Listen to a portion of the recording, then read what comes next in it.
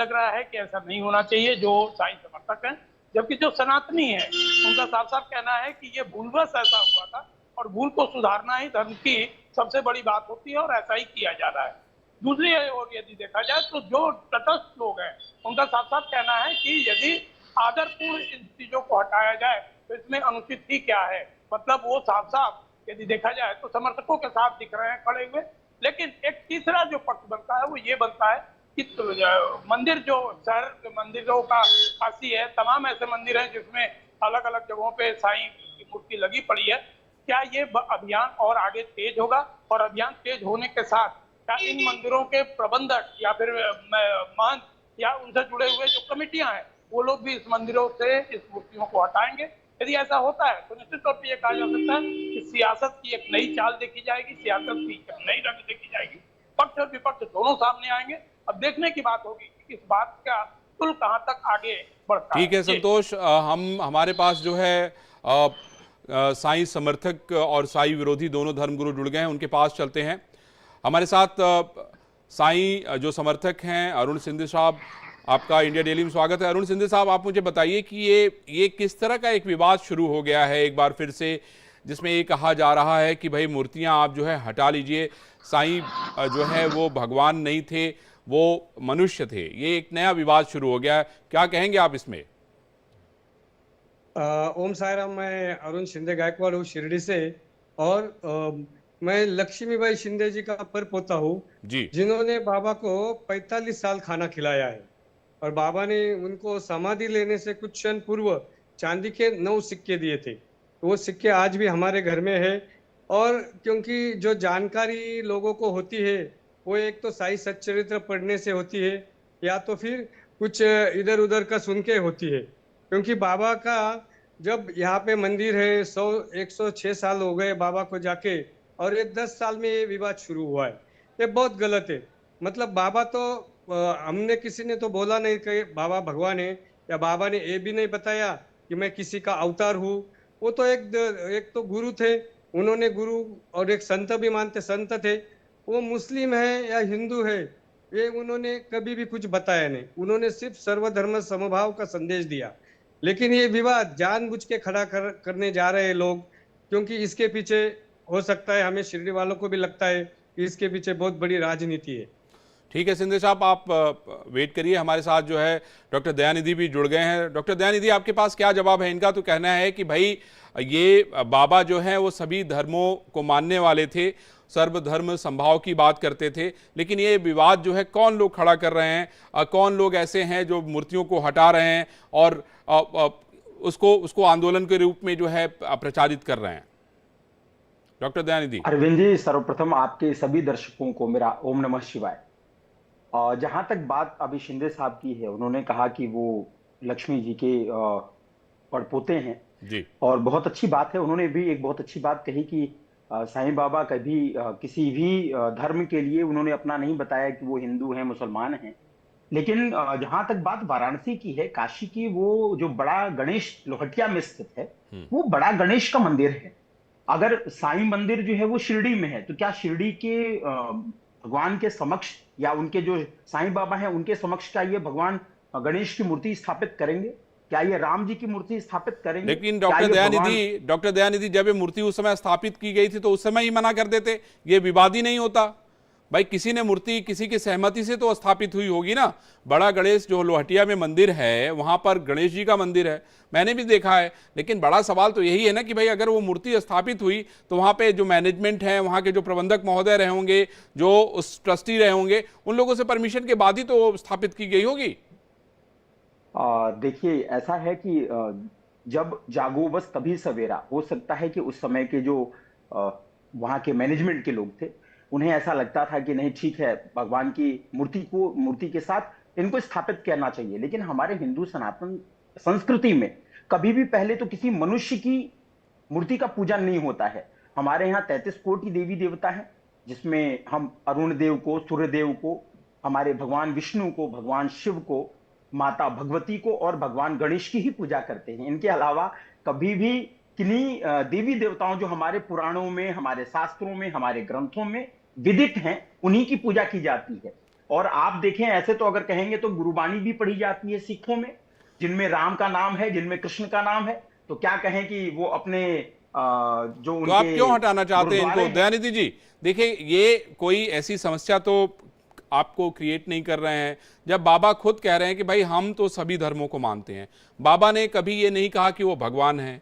आपने देखा कि अरुण शिंदे साहब भी ये नहीं कह रहे हैं कि नहीं बाबा ने कहा हो कि वो भगवान है। सवाल ये है कि ये तो एक विवाद को जन्म देने की कोशिश की जा रही है।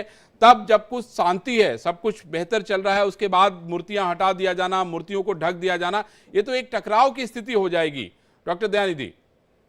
अरविंद जी, हमारे यहाँ हमारे सनातन संस्कृति में हमारे शंकराचार्यों का बड़ा सम्मान है और उनका बहुत मान है। ये शंकराचार्य पीठ पे जो सुशोभित रहे हमारे स्वामी शंकराचार्य स्वरूपानंद जी, ये उनके वचन हैं। और हमारे यहाँ कहा जाता है शंकर इति शंकराचार्य।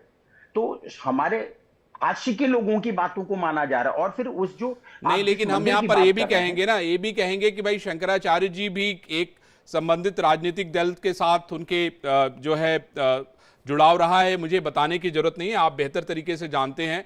और फिर यही होगा कि भाई इसमें पॉलिटिक्स इन्वॉल्व हो जाएगी। खैर, अरुण शिंदे साहब ये बताइए मुझे कि इनका ये कहना है कि भाई बनारस में तो ये नहीं हो सकता, अगर आपको ऐसा लगता है तो आप जाके शिरडी में इसको स्थापित कर दीजिए, इनको इतराज नहीं होगा। शिंदे साहब। हाँ, शिरडी में तो स्थापित है, लेकिन बाबा को पूरी दुनिया से भक्तगण मानते हैं। एक्चुअल इस सनातन धर्म के जो मंदिर है, यहाँ पे बाबा की मूर्तियां स्थापित क्यों की गई? ये 10 साल पहले नहीं किया है, 10 साल में नहीं, वो बहुत सालों से। लेकिन वो क्यों स्थापित हो गई वहां पे मंदिरों में? क्योंकि शिरडी साई बाबा के मंदिर बनने लगे, उसके बाद गणपति मंदिर, हनुमान जी का मंदिर, राम जी का मंदिर, शिव जी का मंदिर, सब मंदिरों में भीड़ कम होने लगी, क्योंकि सर्वधर्म समभाव जो मानते हैं वो लोग साईं बाबा के मंदिर में जाने लगे। इसलिए वहां के पुजारी लोगों ने तो आप बाकी धर्मों को नहीं मानते हैं आप शिंदे साहब, आप खाली साईं बाबा को मानते हैं, आप ये कह रहे हैं?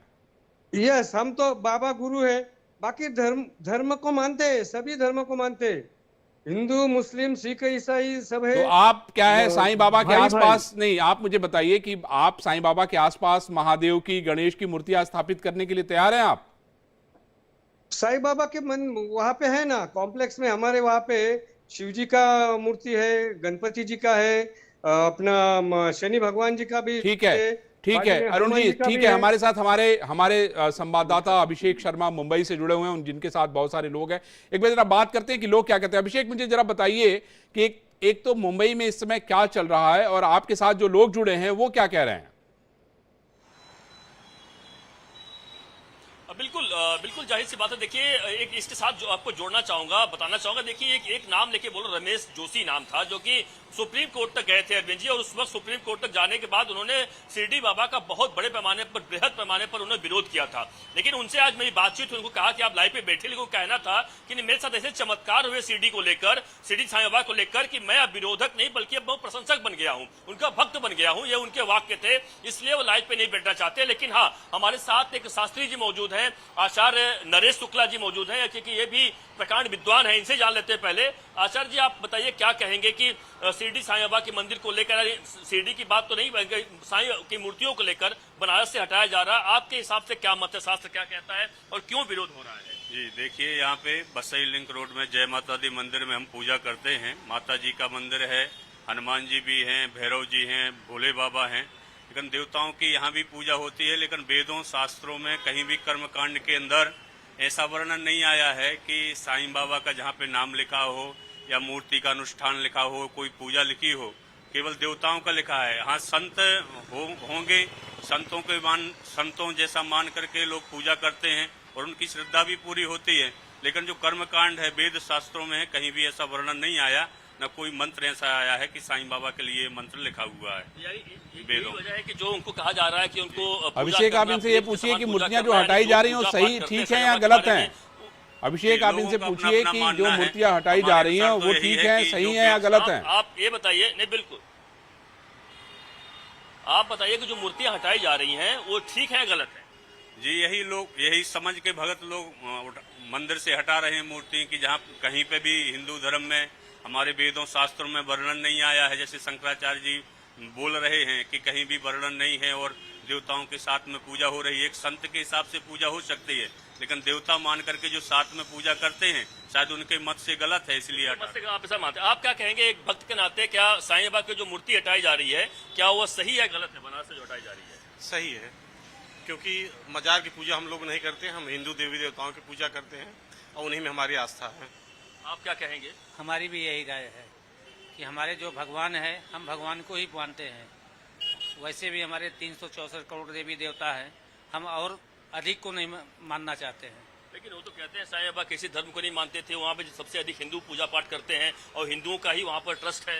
करते थे, अभी नहीं करते हैं।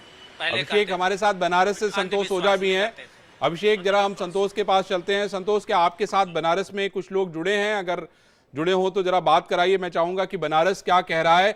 और आप मुझे ये बताइए संतोष कि ये एक नया विवाद शुरू हो गया है और उसमें ये कहा जा रहा है कि चूंकि हिंदू धर्म के जो लोग हैं वो साईं बाबा को नहीं मानते हैं।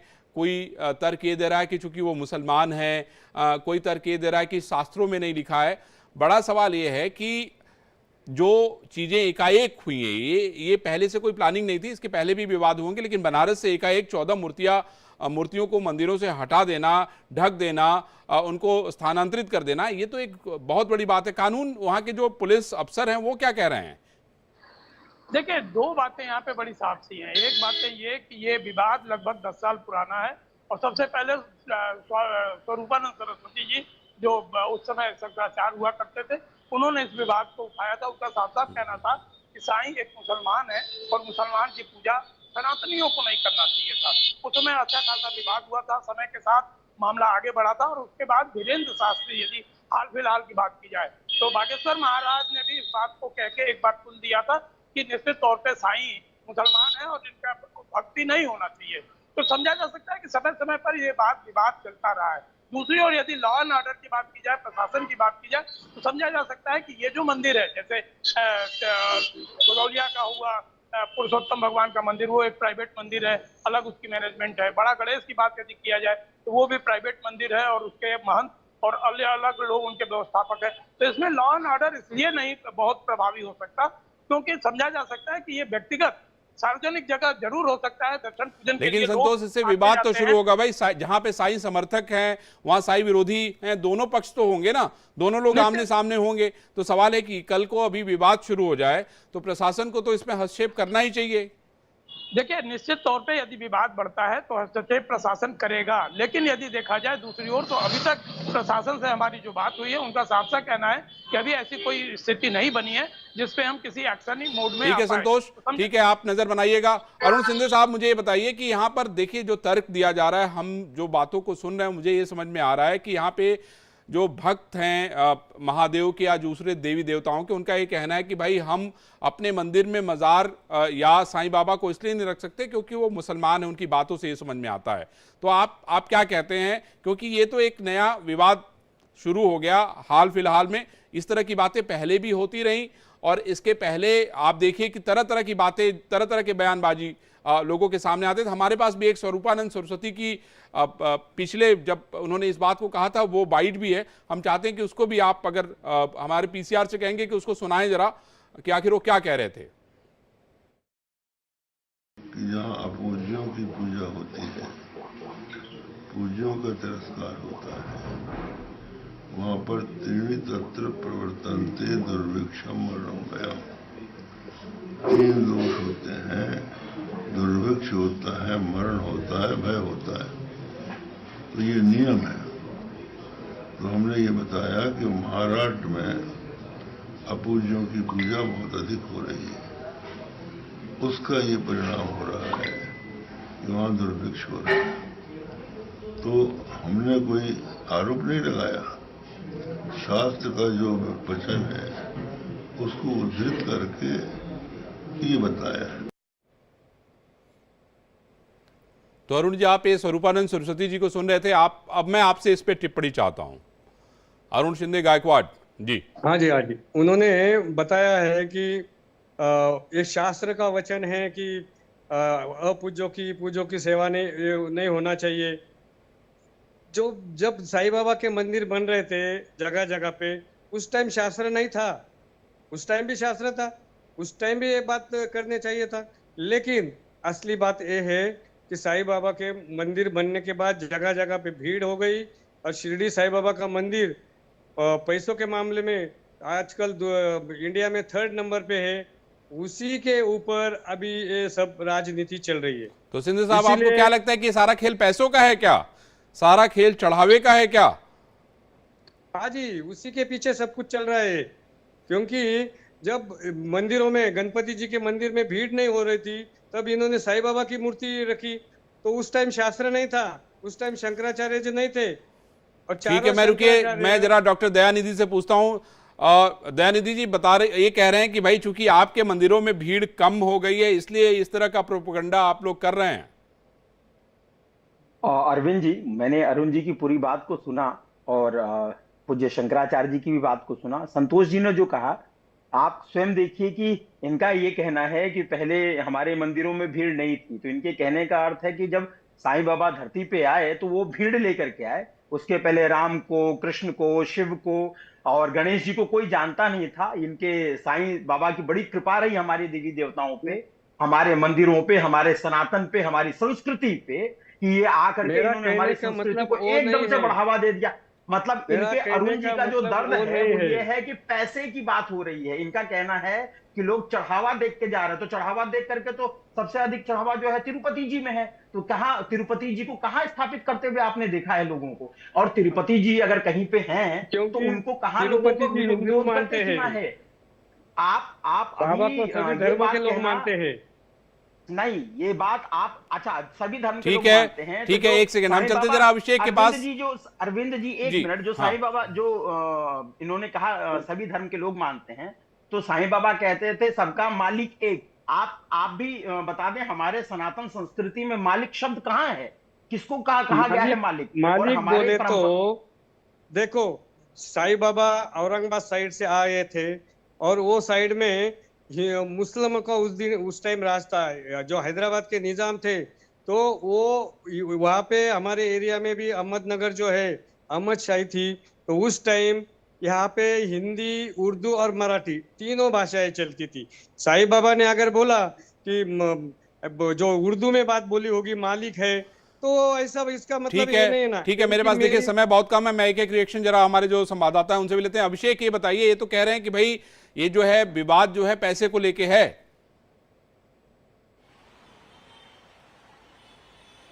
बिल्कुल, देखिए जाहिर सी बात है, जो कि वो शिरडी से जुड़े हुए हैं और जाहिर सी बात वो बात कह रहे हैं, तो बात में कुछ दम हो सकता है। लेकिन देखिए, ये बात तो समय समय पर लगातार उठती आई है। और देखिए, एक बड़ा मुहिम चला था, मामला सुप्रीम कोर्ट तक गया था, आपको पता होगा, मामला हाई कोर्ट तक गया था, जिसको लेकर कि यहाँ पर यह जो मूर्ति है शिरडी साईं बाबा, खासतौर से शिरडी को लेकर कि यह मुस्लिम है, शास्त्रों में लिखा है, जो साईं क्षेत्र लिखा है उसके बारे में बताया गया कि मुस्लिम है। तमाम समय समय पर ऐसी बातें सामने आई, लेकिन कोई प्रमाण, कोई प्रूफ लगातार सामने नहीं आया। इसको लेकर देखिए, धर्म की बात है, धर्म को लेकर अलग तरीके से लगातार बात सामने आई है। शिरडी साईं बाबा के बारे में लगातार जो कहा जाता है, देखिए हर धर्म को मानते आए हैं वो। ठीक है अभिषेक, ठीक है, आप सभी लोगों को मेरी तरफ से धन्यवाद। ये मामला इतना आसान नहीं है जितना दिखाई पड़ता है, क्योंकि विवाद तो शुरू हो गया है और कहते हैं ना कि बात निकलेगी तो दूर तलक जाएगी। बात बोलेगी में आज सिर्फ इतना ही। कल हम फिर किसी नए मुद्दे के साथ आपसे रूबरू होंगे। तब तक के लिए नमस्कार और आप देखते रहिए इंडिया डेली।